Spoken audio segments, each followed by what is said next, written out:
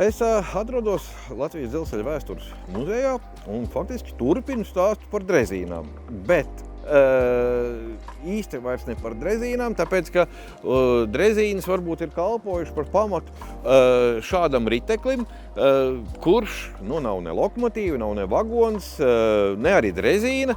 Kas tad tas tāds ir?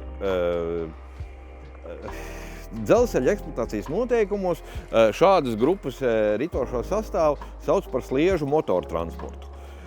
Faktiski tas ir izstrādājums, kas ir paredzēts diezgan šauram darba uzdevumam, bet ļoti, ļoti nepieciešamam, specifiskam, bet ārkārtīgi būtiskam.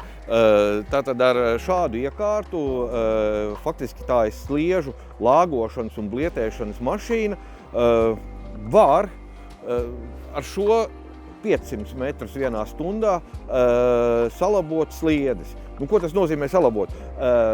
Nav jau tā, ka šis ir robots, kurš novērš pilnīgi jebko, kas uz sliežu ceļa ir noticis daudz gadu laikā.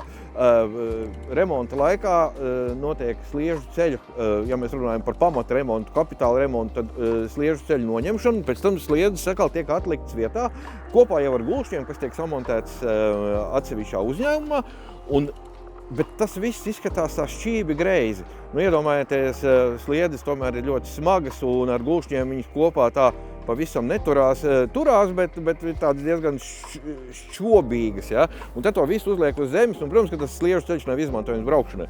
Un tad aiziet šitas robots pāri, un dažu stundu laikā faktiski kilometrs ir kā jauns.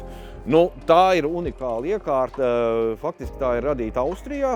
1953. gadā izveidoja firmu Placer & Toyer, kas faktiski ir monopolists šādu mašīnu ražošanā, un šis produkts ir radies 1970. gadā.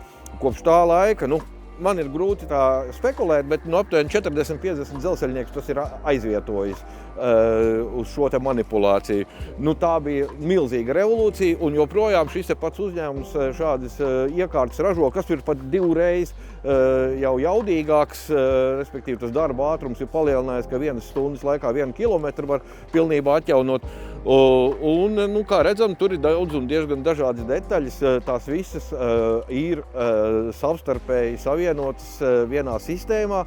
Kādreiz, un arī šai mašīnai, protams, nebija vēl dators, un bija tā dēvētā ceļa karte ar tā kā perforācijas lentes, bet diski, un katram ceļam tāds tika sastādīts, jo mēs jau nezinām, cik milimetru ar aci, jo to nevar pateikt, un pat ar elementāriem šabloniem, ar ko mēra sliežu ceļu platumu vai līmeņa rāžiem, mēs nevaram noteikt, vai tur jābūt mazliet augstāk, vai tur jābūt mazliet zemāk. Šai mašīnai viss ir pilnīgi skaidrs, protams, ja ir dots precīzi darba uzdevums. Tagad mūsdienās to dara ar datoru palīdzību, un tas vispār nesagādā daudz problēmu, ja vienīgais IT speciālistiem. Bet dzelzceļnieki šajā ziņā ir ļoti laimīgi un priecīgi, jo ar šādām mašīnām mēs arī šobrīd veicam sliežu ceļu kapitālo remontu un ne tikai faktiski atjaunojam visur tur ir pienācis laiks to darīt.